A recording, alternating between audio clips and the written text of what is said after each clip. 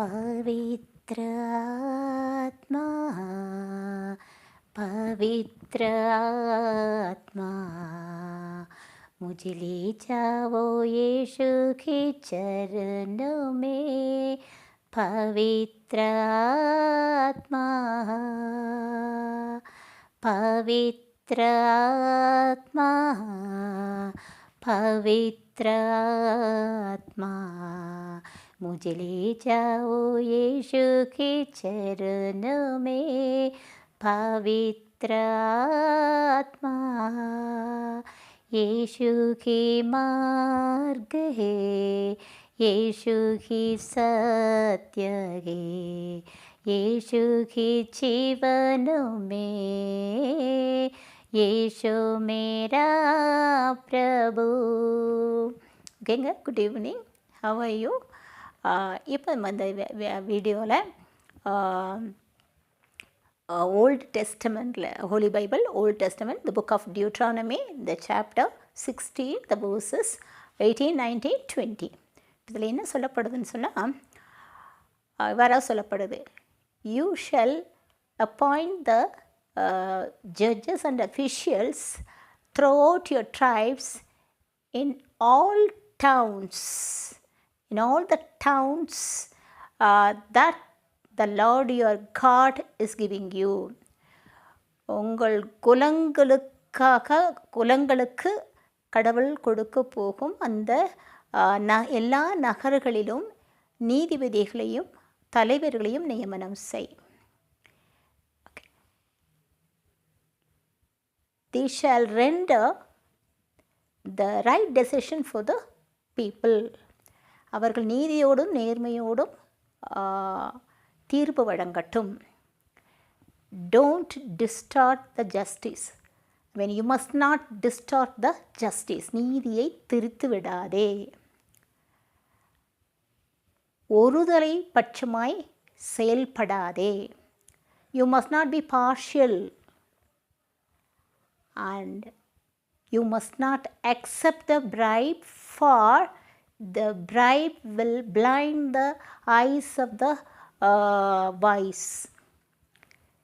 For the bribe will blind the eyes of the wise. அது கையூட்டு வாங்காதே, கையூட்டு ஞானிகளின் கண்களை குருடாக்கிவிடும். அண்டு நேர்மையாளரின் நீதி வழக்கை புரட்டி போடும் சொல்லுது. சரிங்களா? ஸோ நீதியை மட்டுமே நீ நிலைநிறுத்து. Justice, yes, only justice you pursue. நீதி மட்டும் நிலைநிறுத்து அப்படின்னா, இப்போ மொத்தமாக நாம் பார்த்தவங்கன்னா அந்த நீதிபதிகளையும் தலைவர்களையும் நியமிக்க சொல்கிறாரு. அவங்க எப்படி இருக்கணும், எப்படி இருக்கக்கூடாதுன்னு சொல்லப்படுது. ஸோ மோசே என்ன பண்ணுறாருன்னா, the Moses commands the establishment of the just legal system in Israel by appointing the honest judges and the officials in all the towns to ensure the impartiality and prohibit the bribery and pursue the absolute justice. முழு நீதியை நிலைநாட்டுவதற்காக மோசே அங்கே நீதிபதிகளையும் தலைவர்களையும் நியமிக்க சொல்கிறாரு. ஓகேங்களா? அப்படின்னா இந்த நீதிபதிகளும் தலைவர்களும் எப்படி இருக்கணும், எப்படி இருக்கக்கூடாது, என்ன செய்யணும், என்ன செய்யக்கூடாதுங்கிறத அவர் சொல்கிறாரு. கையூட்டு வாங்காதே, கையூட்டு வாங்கினா என்ன நடக்கும், ஒருதலை பட்சமாக பார்ஷியாலிட்டி பார்க்காது அப்படின்னா அப்படியே வாங்கப்போ பாருங்கள், லஞ்சம் வாங்கிட்டு பணக்காரங்களுக்கு ஒரு மாதிரி நீதியும் ஒரு மாதிரி தீர்ப்போம், ஏழைகளுக்கு ஒடுக்கப்பட்டவர்களுக்கு ஒரு மாதிரி மோசமான தீர்ப்பையும் வழங்கின அந்த காலகட்டத்துலேயும் அப்படி தான், இப்போவும் அதுதான் நடக்குது இல்லைங்களா? அப்போது அப்படி இருக்கக்கூடாது. அப்போ கடவுள் நீதி உள்ளவர். நாம் எல்லாமே அவருடைய சாயலில் படைக்கப்பட்டிருக்கிறோம். அப்போது கடவுள் நீதியுள்ள தேவனாக இருக்கிறதுனால இந்த சமுதாயத்தில் ஒரு சமத்துவம், எந்த மக்களிடையே உள்ள அந்த வழக்குகளை நீதியாய், நேர்மையாய், உண்மையாய் தீர்க்கணும் அப்படின்னு சொல்கிறாரு. That mean they should clear all the disputes without any partiality. பாரபட்சம் இல்லாமல், ஏழை பணக்காரன் வித்தியாசம் இல்லாமல், ஒரு பெரிய பெரிய பதவிகளில் இருக்கிறவன் அல்லது பெரிய பெரிய அப்படின்னு பவரை இதை கையில் வச்சுருக்கவங்கள அந்த மாதிரிலாம் பார்க்காம எல்லாருக்கும் ஒரு சமத்துவ முறையில் நீதி வழங்கணுன்ற அந்த முறையில் அப்போது நீதிபதிகளையும் தலைவர்களையும் இப்போ நம்ம பார்த்திங்கன்னா நம்ம சமுதாயத்தில் ஒரு ஒரு ஒழுங்கான கட்டுக்கோப்பான ஒரு சமுதாயமாக இருக்கணும்னு சொன்னாக்கா, அமைதியும் சந்தோஷமும் ஒரு நல்ல ஒரு ஒற்றுமையான ஒரு சமுதாயமாக இருக்கணும்னு சொன்னாக்கா, அந்த இடத்துல மக்களுக்கு அந்த நீதிபதிகளும் தலைவர்களும் இவனுக்கு இந்த வில்லேஜுன்னு பார்க்கும்போது பஞ்சாயத்து தலைவராக இருக்கலாம், இல்லாட்டி இப்போ அல்லாஞ்சி பஞ்சாயத்து தலைவர்களாக, இல்லை மேஜிஸ்ட்ரேட் கோர்ட்டாக இருக்கலாம்.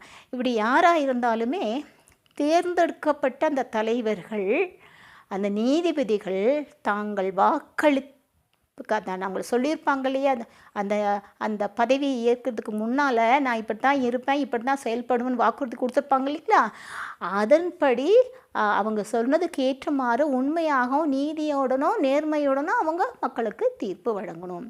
அங்கே லஞ்சத்துக்கோ எதுக்குமே இடம் கொடுக்கக்கூடாதுன்னு சொல்கிறாங்க. இப்போ நம்ம கவர்மெண்ட் எடுத்துட்டிங்கன்னா பார்த்தீங்கன்னா 3 ஆர்கன் இருக்கு இல்லைங்களா. அந்த first legislature, second executive, third judiciary. இந்த 3லேயுமே வச்சு இந்த ஜுடிஷியரி, அது நீதித்துறை மட்டும் சுதந்திரமாக, it is a independent organ. அது யாருடைய ஆதிக்கத்திலும் கீழே இல்லை. அது இட்ஸ் இண்டிபெண்ட் ஆர்கன். அது சுதந்திரமாக செயல்படும். யாரும் அதை என்ன பண்ணக்கூடாது, யாருடைய ஆதிக்கமோ அவங்கள அந்த நீதித்துறையை கட்டுப்படுத்தக்கூடாது. ஆனால் is it happening now? I don't know. அப்படின்னா நம்ம பார்க்குறோம் நம்ம சமுதாயத்தில் எந்தெந்த அவலங்கள் நடக்குது. அப்போ நம்மளுடைய பார்ட்டியில் நம்ம என்ன செய்யணும், நீதிக்காக குரல் கொடுக்க வேண்டும். நம்ம இருக்கிற இடத்துல, நம்ம சுற்றுப்புறத்தங்களில் எங்கே அநீதி இழைக்கப்படுதோ அந்த ஒடுக்கப்பட்ட மக்களுக்காக, பாதிக்கப்பட்ட மக்களுக்காக, நீதிக்காக நம்ம குரல், அதைத்தான் ஆண்டவர் நம்மக்கிட்ட எதிர்பார்க்குறார். இப்போ நம்ம பைபிளில் எடுத்துப்பட்ட நம்ம தானே பழைய டெஸ்டமெண்ட்லேயும் ஓல்டு டெஸ்டமெண்ட்லேயும் சரி, புதிய ஏற்பாட்லேயும் சரி, நமக்கு எப்படிப்பட்ட ஒரு மோசமான தீர்ப்பை வழங்கியிருக்காங்க, இல்லாட்டி நல்ல தீர்ப்பு அவங்களுக்கு எக்ஸாம்பிள் இருக்குது. அப்படின்னா பழைய ஏற்பாட்டில் பார்த்திங்கன்னா தானியேல் புத்தகத்தில் வர 13வது அதிகாரத்தில் பார்த்திங்கன்னா அந்த சூசன்னா கதை உங்களுக்கு தெரியுங்களா, சூசன்னா ஸ்டோரி. அந்த சூசன்னா பாவத்தில் ஈடுபடுத்துவதற்காக 2 நீதிபதிகள், அந்த தலைவர்கள் முயற்சி பண்ணுவாங்க. அப்போ அதுக்கு இடம் கொடுக்காதனால என்ன பண்ணுவாங்க, பழியை அவங்க மேலே போடுவாங்க. என்னன்னு சொல்லிட்டு, ஒரு ஆடவரோடு இந்த பெண்மணி சூசன்னா அவங்க வீட்டு தோட்டத்தில் விபச்சாரம் செய்தாங்கன்னு சொல்லிட்டு பழி அவங்க மேலே போட்டு மக்கள் மன்றத்தில் கூட்டிகிட்டு அவங்களுக்கு சாவுக்கு தீர்ப்பிடுவாங்க.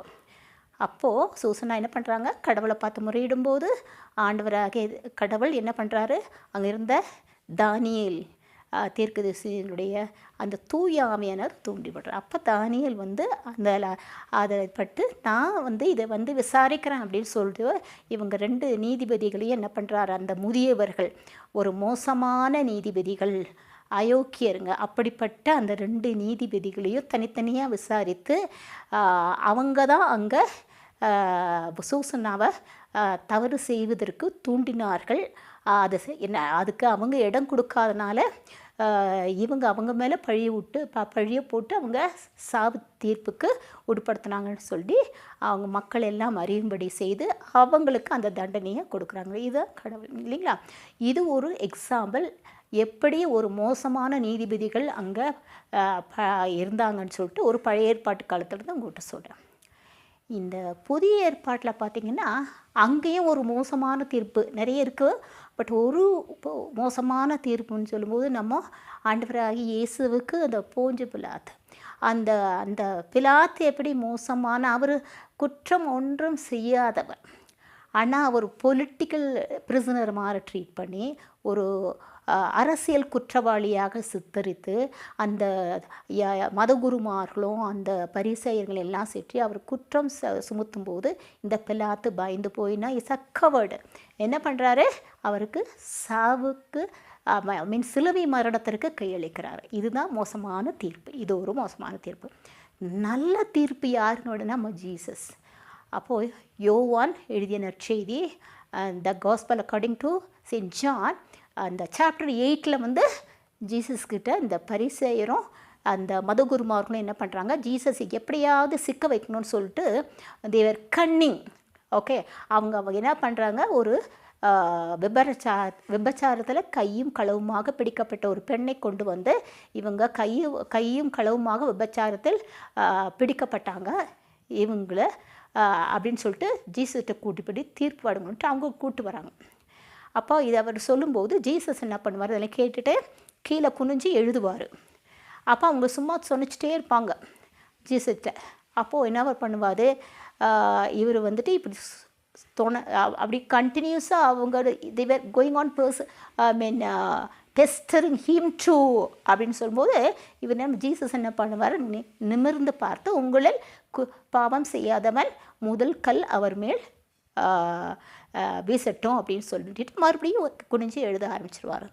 அப்போது உள்ளம் குத்துண்டவர்களாம் அவங்களாம் என்ன பண்ணுறாங்க, முதியோர் தொடங்கி இளைவர் வரைக்கும் எல்லோரும் ஒருத்தராக போயிடுவாங்க, இந்த பெண்ணு மட்டும் தனியாக இருப்பாங்க. அப்போ ஜீசஸ் நிமிர்ந்து பார்த்துட்டு உன்னை யாரும் தீர்ப்பிடவில்லை இல்லை ஆண்டவரேன்னு சொல்லும்போது, நானும் உன்னை தீர்ப்பிடேன், அமைதியோட போ, ஆனால் இனி பாவம் செய்யாதே. இப்படி தான் ஜீசஸ் அதாவது கையுமாக அந்த விபச்சாரத்தை பிடிபட்ட அந்த பெண் ஒருத்திக்கு கொஞ்சம் டிஃப்ரெண்ட்டான முறையில் அவருக்கு தீர்ப்பிடுறாங்க. நான் உன்னை தீர்ப்பிட மாட்டேன், நீ அமைதியோட போ, ஆனால் பாவம் செய்யாதே நான் மன்னிச்சு அனுப்புகிறாரு. இது எப்படிப்பட்ட தீர்ப்பு பார்த்தீங்களா? அப்போது அந்த 2 தீர்ப்புக்கும் என்டையர்லி டிஃப்ரெண்ட். இந்த தீர்ப்பு ஜட்ஜ்மெண்ட்டு இது வேறு. அப்போது நம்ம என்ன செய்யும்போது நம்ம நம்மள சமுதாயத்தில் நம்ம தலைவர்களாக இருக்கலாம், லீடர்ஸாக இருக்கலாம், இல்லாட்டி நீதிபதிகளாக இருக்கலாம். ஆனால் நம்மளுடைய கடமை நீதியுடனும் நேர்மையுடனும் நம்ம பாரபட்சம் இல்லாமல் லஞ்சம் வாங்காமல், அதை கையூட்டு வாங்காமல் ஒருதலை பட்சமாக நம்ம அங்கே செயல்படக்கூடாதுன்றது நம்ம தெரிஞ்சுக்கிறோம். ஓகேங்களா? இப்போ ஒரு சிறு பாடலோடு நான் வீடியோவை முடிக்கிறேன். நெஞ்சே உன்னாண்டவரை போற்று, அன்பின் இறைவன் அமைதியை தருவார், அள்ளி அணைத்து கொள்வார். எனவே நெஞ்சே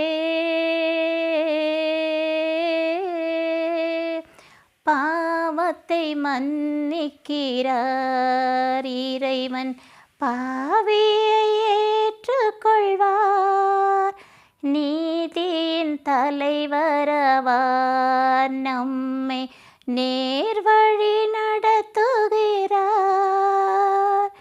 பாவத்தை மன்னிக்கிறார் இறைவன், பாவியை ஏற்றுக்கொள்வார், நீதியின் தலைவரவார், நம்மை நேர்வழி நடத்துகின்றார். இருளில் நிறைந்த வாழ்க்கையுமே அருளால் நிறைந்து ஒளிந்திடுமே, மனமேன் கலக்கமே இறைவன் நல்லவரே, நம் இறைவன் நல்லவரே. Bye bye. Thank you so much.